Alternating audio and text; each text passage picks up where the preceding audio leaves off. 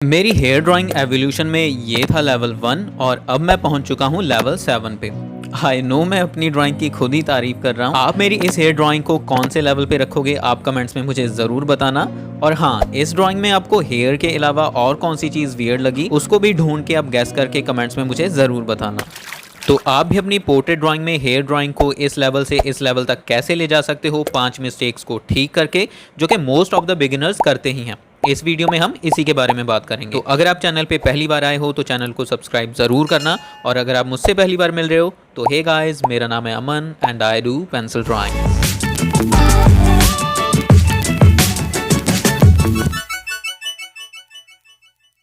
पहली गलती जो बिगिनर्स करते हैं वो है आउटलाइंस में। आउटलाइंस के टाइम ज्यादातर बिगिनर्स जस्ट बाहर की जो आउटलाइंस होती हैं, जो बाउंड्रीज होती हैं, उनको ही ड्रॉ करते हैं। बट जो इन बाउंड्रीज के अंदर हेयर के गुच्छों की शेप्स होती हैं, जो डेप्थ वाले एरियाज होते हैं, उनके लिए वो कोई भी मार्क्स या फिर कोई भी आउटलाइंस को ड्रॉ नहीं करते। और फिर शेडिंग के टाइम उनको पता ही नहीं चलता कि कहाँ पे हेयर में डेप्थ को दिखाना है, कहाँ पे वैल्यूज को चेंज करना है। तो इस मिस्टेक को सुधारना बहुत ही ज्यादा जरूरी है। आपको बालों के गुच्छों की जो शेप है उनकी आउटलाइंस को, और हेयर में जहाँ पे डेप्थ को दिखाना है उन एरियाज की आउटलाइंस को भी, हेयर की जो बाउंड्रीज आप जो आउटलाइंस को ड्रॉ कर रहे हैं उसके टाइम ही आपको बना लेना है।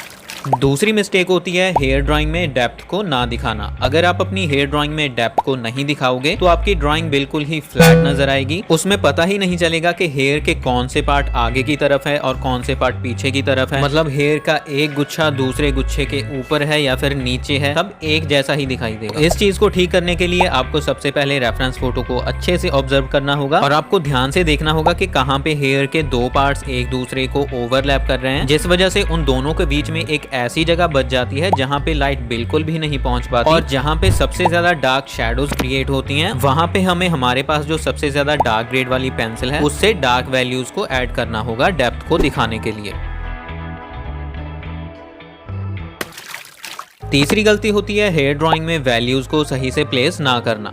ज्यादातर बिगिनर हेयर ड्राइंग में बस दो चीजों को इंपॉर्टेंट समझते हैं, एक है डार्क वैल्यूज और दूसरा है हाइलाइट्स। मतलब कि डार्केस्ट पेंसिल से हेयर में शेडिंग करो और जहां पे हमें शाइन दिखाना है वहां पे हाइलाइट्स दिखा दो। बट अगर आप रेफरेंस फोटो को अच्छे से ऑब्जर्व करो तो आपको हेयर में लाइट वैल्यूज भी नजर आएंगी जहां पे लाइट पहुंच रही है, और मिड टोन्स भी नजर आएंगी जहां पे लाइट कम पहुंच रही है और उस वजह से शैडोज बन रही हैं, और डार्क टोन्स भी नजर आएंगी जो कि डेप्थ वाली जगह होती है जहां पे लाइट बिल्कुल भी नहीं पहुंच पा रही होती, और जिसके बारे में हम पहले बात कर चुके हैं। बट जो मेन पॉइंट है वो ये है कि आपको हेयर ड्राइंग में लाइट वैल्यूज और हाइलाइट्स में कंफ्यूज नहीं होना है, बिकॉज लाइट वैल्यूज वो जगह है जहां पे लाइट पहुंच रही है और वो शैडोज वाले पार्ट से कम डार्क है, बट हाइलाइट्स वो जगह है जहां पे लाइट की वजह से शाइन क्रिएट हो रही है।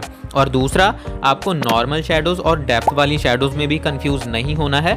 नॉर्मल शैडोज वो जगह है जहां पे कम लाइट पड़ रही है और मिड टोन्स हैं, और डेप्थ वाली शैडोज वो जगह है जहां पे बिल्कुल भी रोशनी नहीं जा रही और जहां पे डार्क वैल्यूज हैं। और इस तरह से आप इन वैल्यूज को सही से प्लेस करके हेयर में वॉल्यूम और डेप्थ को सही से दिखा सकते हो। फोर्थ मिस्टेक होती है हेयर में फ्लो को ना दिखाना। अगर आप हेयर के फ्लो को सही से नहीं दिखाओगे तो हेयर बिल्कुल ही अननेचुरल लगेंगे। फ्लो का मतलब ये बिल्कुल भी नहीं है कि आपको हेयर को वेवी बनाना है इस तरह से। इसका मतलब है कि आपको रेफरेंस फोटो को अच्छे से ऑब्जर्व करना है और उसमें हेयर जिस भी टाइप के हैं, चाहे वेवी हेयर हैं, कर्ली हेयर हैं या फिर स्ट्रेट हेयर हैं, आपको उसी के अकॉर्डिंग अपनी पेंसिल के स्ट्रोक्स को लगाना होगा। स्ट्रेट हेयर्स हैं तो आप हल्के प्रेशर के साथ लॉन्ग स्ट्रोक्स को लगा सकते हो। वेवी हेयर हैं तो आप वेव्स के फ्लो की डायरेक्शन में इस तरह से हल्के हल्के स्ट्रोक्स लगा सकते हो, और कर्ली हेयर के लिए आप सर्कुलर स्ट्रोक्स लगा सकते हो इस तरह से। और फिफ्थ और लास्ट मिस्टेक होती है हेयर ड्राइंग में बेसिक शेप्स को इग्नोर करके एक एक इंडिविजुअल हेयर को ड्रॉ करने की कोशिश करना। अगर आप इस तरह से हेयर को ड्रॉ करने की कोशिश करोगे तो ये बिल्कुल ही अननेचुरल नजर आएंगे, बिकॉज हेयर हमेशा गुच्छों में ही नजर आते हैं और हमें उनको गुच्छों में ही ड्रॉ करना होता है अगर हम उन्हें रियलिस्टिक दिखाना चाहते हैं तो। और अगर आप देखना चाहते हो कि मैं हेयर में शेडिंग किस तरह से करता हूँ तो आप मेरी इस वीडियो को देख सकते हो, इसका लिंक मैं डिस्क्रिप्शन में दे दूंगा। ये वीडियो मैंने लास्ट ईयर अपलोड की थी, हालांकि तब मुझे इतना ज्यादा वीडियो बनाना नहीं आता था, तो ये वीडियो आपको थोड़ी स्लो या फिर बोरिंग लग सकती है, तो आप इसकी स्पीड को थोड़ा इंक्रीज करके इसे देख सकते हो। और इन सब के बाद लास्ट में एक और एक्स्ट्रा टिप है जिससे आप हेयर ड्राइंग को और रियलिस्टिक दिखा सकते हो, वो है नेचुरली फ्लोइंग मेसी हेयर को ड्रॉ करना। आप इस तरह से हेयर की जो बाउंड्रीज हैं उनके बाहर हल्की ग्रेड की पेंसिल से नेचुरली फ्लोइंग जो मेसी हेयर होते हैं उनको हल्का हल्का ड्रॉ कर सकते हो, या फिर डार्केस्ट वैल्यूज वाले पार्ट्स के ऊपर अगर आपको कुछ शाइनी हेयर दिखाई दे रहे हैं तो उनको आप टॉम्बो मोनो जीरो इरेजर को शार्प करके या फिर व्हाइट चारकोल पेंसिल से ड्रॉ कर सकते हो। और अगर आप जानना चाहते हो हेयर में हाईलाइट्स को कैसे बनाना है तो आप ये वाली वीडियो देख सकते हो, इसका लिंक मैं डिस्क्रिप्शन में दे दूंगा।